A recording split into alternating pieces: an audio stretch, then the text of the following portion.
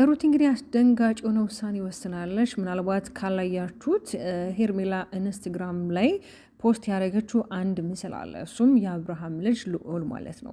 እንግዲህ ትላንትና ምናልባት አብዛኞቻችሁ ካልሰማችሁ ላስታውሳችሁ እና እኔ የአብርሃምን ልጅ እንደ ልጅ አድርጌ ነው የማሳድገው አይነት ነገር ተናግራለች። ያ ደግሞ ሩታን አስቆጥቷታል። በተለይ እኔ እናቱ ያለውኝ እሷ የኔ ልጅ የምታሳድገው ማንና ማን ስለሆነች ነው፣ በተለይ ከልጅ ላይ አይኗን እንድታነሳ ፈልጋለሁ ብላ እንግዲህ ማስጠንቀቂያ ሰጥታታለች።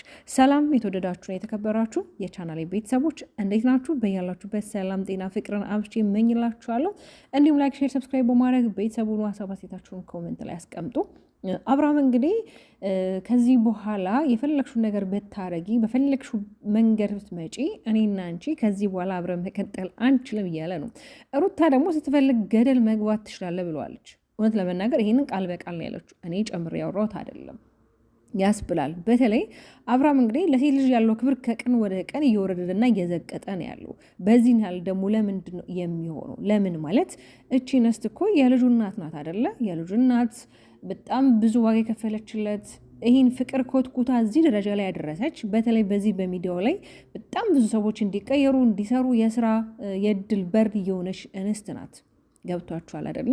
ግን የዚህን ያህል እሷ ጋር የምትከፍለው ለማንና ለማን ብላ ነው? ለአንድ ራሷ አይደለም። በጣም ለብዙዎች ዋጋ እየከፈልች ራሷን እየጎዳች ያለች ልጅ ብትኖር ሩታ ናት።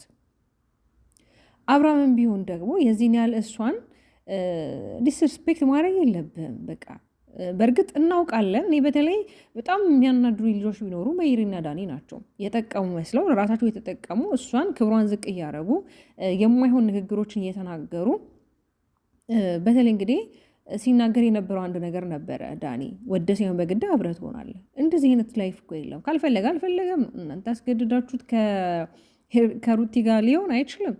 ምናልባት ልቡና ትመልሱ ምግሩን ወደ ቤት መልሱ ሊሆን ይችላል። አብርሃም ዛሬ የተናገረ ነበረ። ዛሬ ላይ እንደዚህ ስቄ ስላወራሽ አይደለም፣ ስቄ ፈገግ ብዬ ጠርተሽ ስለመጣሁኝ አይደለም። ነገ ላይ ግን እያንዳንዷን የምታረጊያትን ነገር ዋጋ ትከፊበታለሽ ነው ያላት። እያንዳንዷን ነገር ዋጋ ትከፊበታለሽ።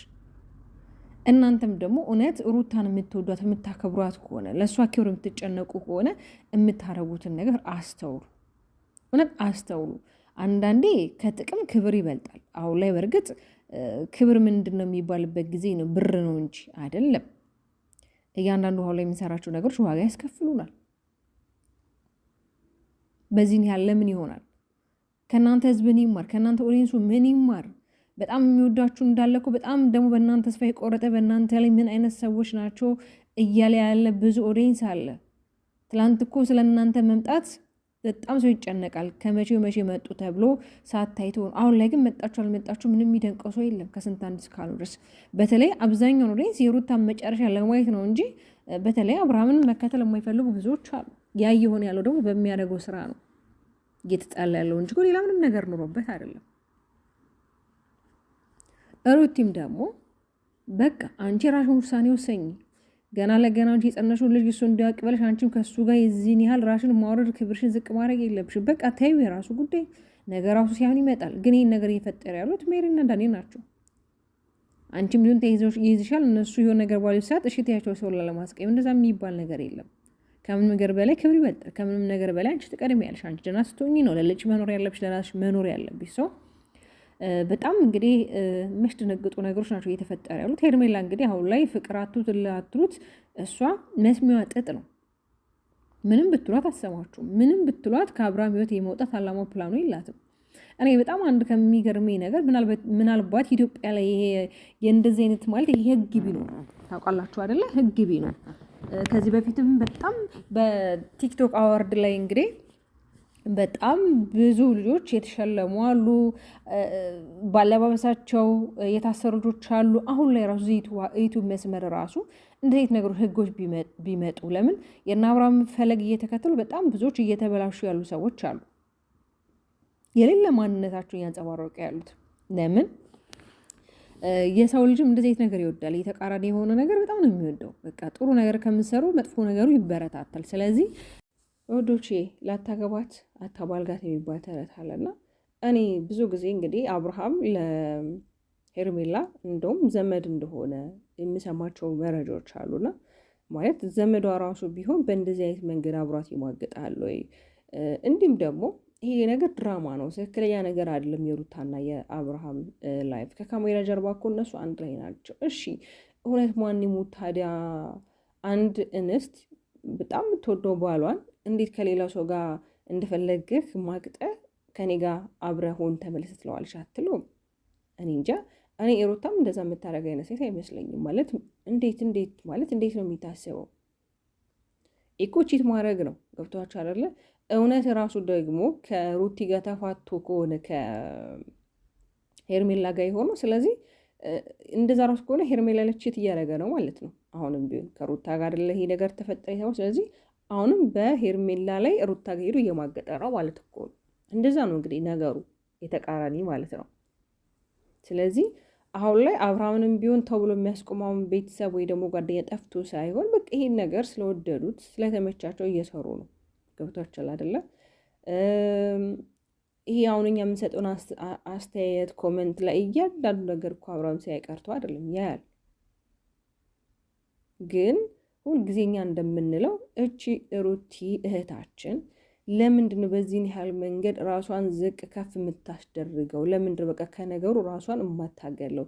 ለምንድን ነው በቃ ራሷ ብቻዋን በዩቱብ ቻናሏ የሚሆን በሌላ ገጾቹ ለምንድን ነው የማትመጣው? መስራት ትችላለች፣ አቅም አላት፣ ፓወር አላት፣ ቁም ነገር ለብሰዎች የምትተርፍ ናት። ለምንድን ነው እንደዚህ እየሆነ ያለው? እነዚህ ሁለት ሜሪና ዳኒ የሚባሉት ግለሰቦች ምን እየጠቀሟት ነው? ምንም እየጠቀሟት አይደለም። እነሱ ራሳቸው እየተጠቀሙ ነው እንጂ በእሷ ላይ ተንተርሰው ምንም ለእሷ ያደረጉላት ነገር የለም። በነገራችን ላይ ሜሪና ዳኒ ዛሬ ብቻ አይደለም፣ ከዚህ ቀደምም በእሷ ህይወት ላይ ገብተው ብዙ ነገሮች ተበላሽተዋል። በጣም ብዙ ነገር ታውቃላችሁ። ከዚህ በፊት አብርሃም ልጅ አለው ተብሎ በልጁ ምክንያት እንግዲህ በጣም ብዙ ሜሪማ ከፍ ዝቅ እስከምታደርገው። በነገራችን ላይ እኔ ሜሪ አንዳንዴ በጣም ግርም ትለኛለች። በጣም ራስ ወዳድ ናት ስለምናገር ማለት በዚህ ልክ መሆን የለበትም። እንደውም ዳኒ አስተዋይና የዋህነት ባህሪ ያለው። ለምን እኔ በቀደም ዕለትም እያየሁት ነበር። በተለይ የሩቲን እህቶች ገስት ላይ አስገብቶ ሀሳባቸው ሲቀበል ነበረ። በጣም የሆነ ደስ የሚል ኮንታክት እያደረጉ ነበረ ማለት ነው። ሜሪ ግን የሆነች ራስ ወዳድ አይነት ነገር ሴት ናት። ለምን በቀደም ተናግሬ ያለውኝ እንደውም የጨዋታው ለትራሱ ጨዋታው ካለቀ በኋላ አስተያየት ለመስጠት ልጆች ፈልገው ገብተው ነበረ፣ ገስት ላይ ነበሩ። ግን በቃ ፍቃደኛ ነበረች። እሷ የፈለገችው በቃ ቶሎ መውጣት ነበር ከላይቭ ላይ እና ያ ደግሞ የሚሆነው ራስ ወዳድነት ነው የሚያመለክተው። ብቻ ያም ሆነ ያ እነዚህ ሁለት ልጆች እሷ ህይወት ላይ እየጠቀሟት አይደለም። ማንም እሷ ህይወት ላይ መጥቶ የጠቀሟት እኔ እስካሁን አላየሁኝም፣ እውነት ለመናገር ማለት ነው። ተይ ረፊ፣ ይሄ ትክክል አይደለም እያደረግሽ ያለሽው ነገር፣ ይሄ መሆን የለበትም። ለምንድን ነው እነዚህ የምታደርጊው? በቃ እናንተ ሁለታችሁ ተፋታችሁ ከሆነ በቃ ለምንድን ነው ነገሩም እዚህ ጋር መቋጨት የማችሁት? ለምንድን ነው በዚህ መንገድ ራሳችሁን ከፍ ዝቅ የምትደራረጉት? ለምንድን ነው ልጃችሁን በጋራ ለማሳደግ ስምምነት የማትፈጥሩት? እውነት ደግሞ ይሄ ሁለተኛ የተጸነሰው ልጅ በቃ አብሯችሁ ሊያደርጋቸው ከሆነ እውነት እግዚአብሔር ይሄን ነገር የፈጠረው እንዴ ማለት ሁለቱ እኮ ተነጋግረው እኮ መፍታት የሚችሉት ነገር ነው። እሱም እኮ ብሏል አብርሃም፣ እኔና አንቺ ችግራችንን መፍታት እንችላለን፣ ግዴታ እነዚህ ሁለት ሰዎች ማምጣት የለብሽም። እውነቱን ነው። ሲቀጥል ደግሞ በግዴታ የሚሆን ነገር የለም። በተለይ ማለት ዳኒም ሲውረገረግ ነበረ፣ ወደ ሳይሆን በግድ አንተ የምትሆነው ከሩታና ከሩታ ጋር ነው። ኢኮ እልህ ነው እንጂ ፍቅር አይደለም። ሜሪም እንደዛው እንዴ በግድ አንቃችሁ ሄድሽ ከእሷ ጋር ይሁን ትላላችሁ አትሉም? አሁን በጣም የሚያስጠላ ነገር የተፈጠረ ያለው እናንተ እዚህ ጋር በግድ ከእሷ ጋር መሆን አለበት ትሉታላችሁ። እዛ ጋር ደግሞ የእሷ አክስት የምትባለው ደግሞ ከደስታ ጋር ችግር የለውም እሷን ማግባት አለብ ብላ የእሷን ክብር በማይገልጽ መንገድ እሷን የሆነ እንዳያገባት የማታደርገው ጥረት የለም። ሩታ ደግሞ ይህ ቤት ቁስ ንብረት ምናምን የሚገዛት አይነት ሴት አይደለችም። እንደምታውቋት በቀደም ቤት ገዝቼላታለሁ አለ። ትላንትናም የሆነ የሽማግሌ ፕሮግራም ሽማግሌዎች ሰብስቦ እንግዲህ ልክ የሆነ ሽምግልና ቤት እንደሚልክ አድርጎ እንግዲህ ቪዲዮ ሰርቶ እያየን ነበረ። አንደኛ ልጅቷ መች ፈቀደች? መጀመሪያ እኮ ቤተሰብ ጋር ሽማግሌ ለመላክ እኮ የሁለቱ ስምምነት ሁለቱ መጀመሪያ መግባባት አለባቸው። አሁን ያለንበት ዘመን የድሮ ዘመን አይደለም። ድሮ በእናቶቻችን በአያቶቻችን ጊዜ ሳይታወቁ ነበር ሽማግሌ ተልኮ ያከሌ ልጅ ላከሌ የሚባለው። አሁን ደግሞ ሰዎች ተነጋግረው ተግባብተው ነው አይደል እንደ ነገሮች የሚሆኑት። ስለዚህ በእንደዚህ አይነት መንገድ መሆን የለበትም። አንዳንዴ የምናደርገው ነገር ደግሞ ይሄ ወግና ባህሉን ስርዓቱን የጠበቀ ቢሆን ድራማ ራሱ ቢሆን አንዳንድ ድራማ እኮ ውዶች እያዝናና የሚያስተምራችኋል፣ ቁም ነገር ተጨብጡበት አላችሁ። እውነት ራሱ አንተ መላክ ብትፈልግ ኖሮ እውነተኛ ይሄ ማለት ሩታን ወዳት አፍቅራት እውነት ሽማግሌ ልክ እሷ ማግባት ለእሷ ዋጋ መክፈል ከሆነ ፕላንክ በቀደም ያደረግከው ስራ ራሱ ውሸት እንደሆነ ያስታውቃል። ደስታዬ ማለት ነው። ለምን እውነት ሽማግሌ መላክ የነበረብህ ለልጅቷ ቤት እዛው ለልጅቷ ለራሷ ሳይሆን ለቤተሰቦቿ ነበር ሽማግሌው መላክ የነበረብህ። ገብቷል አይደል? እሷን ብታከብራት ኖሮ ብትወዳት ኖሮ መጀመሪያ አንተ ራስክን በማስከበር ትጀምር ነበር። አሁን እኮ ራስክን እያስናክ ያለው እኮ እንጂ ሩታን አይደለም። እንዴት ነው አንተ ሩታ ቤት ሽማግሌ ሩታን ለራሷ የምትልከው? ሊያውም ቢራ ተያይዞ ሊያውም ቁጭ አንልም ሀሳባችን ካልተቀበላችሁ። እነማን ናችሁ ሀሳብ የሚቀበሏችሁ? ሩታን ሀሳብ የምትቀበላችሁ? ለማንኛውም የተፈጠረ ያለው ነገር ወዶች በጣም ግራ የሚያጋባ ይሄ እንዴት ልበላችሁ፣ ምንም ይሄ እንዴት ነው ቁም ነገሩ የቱ ጋር እንደሆነ ቀልዶ የቱ ጋር እንደሆነ በጣም ግራ የሚያጋባ ነገር ነው። እና ብትችሉ የኔ ውዶች ማለት ነው እውነት እናንተ ሁለታችሁ ተነጋግራችሁ ሰላም ለመፍጠር ብትሞክሩ መልካም ነው። ሩታም ቢሆን ግዴታ አብረከኝ ኑር አላለችክም። የልጅ አባት እንደሆንክ ነው እየነገረችክ ያለችው። አንተ ደግሞ አይ ቦርጭም ከሆነ ልጅም ከሆነ የሚታይ ሆና ነው እያለችክ ያለችው። እኛ ደግሞ የሩታቶች ደግሞ በጣም እየተናደን ያለ ነው። ከዚህ በፊት እንግዲህ 9 ወር ሙሉ ልጅ ብቻን ብዙ ነገሮችን አሳልፋለች። አሁንም ደግሞ ያ ነገር እንዳይደገም ነው አደለኛ እየፈራን ያለው ነው የሆነ ውስጣችን እየፈራን ያለው ለሷ። ግን ደግሞ እርግጠኛው የምነግራችሁ ሩታ በጣም ጠንካራች። ለምን በመጀመሪያው እንግዲህ እርግዝና በጣም ብዙ ነገሮችን ታምራለች። ብዙ ስሜቶችን ከራሷ ጋር ታግላለች። ያው ራሱ ሆርሞን ራሱ በራሱ የሚያመጣባቸው ቻሌንጅ አለና ያን ሁሉ ነገር ተቋቁማ እንግዲህ እግዚአብሔር ይመስገን የሆዷን በጀርባ አድርጋ እንግዲህ ዛሬ አብርሃም እንደዚህ ልጄ አይደለም ብሎ ራሱ አፉን ሞልቶ እስከ መናገር ያደረሰው ልጅ ዛሬ ላይ ግን እንደፈለገ አንዴ ባህር አንዴ ሎሚ እያጠጣ አንዴ ጂም ቤት እየወሰደ እንግዲህ እንደዚህ እንደፈለገ የሚያደርገው ልጅ እኮ ዋጋ የተከፈለለት ልጅ ነው።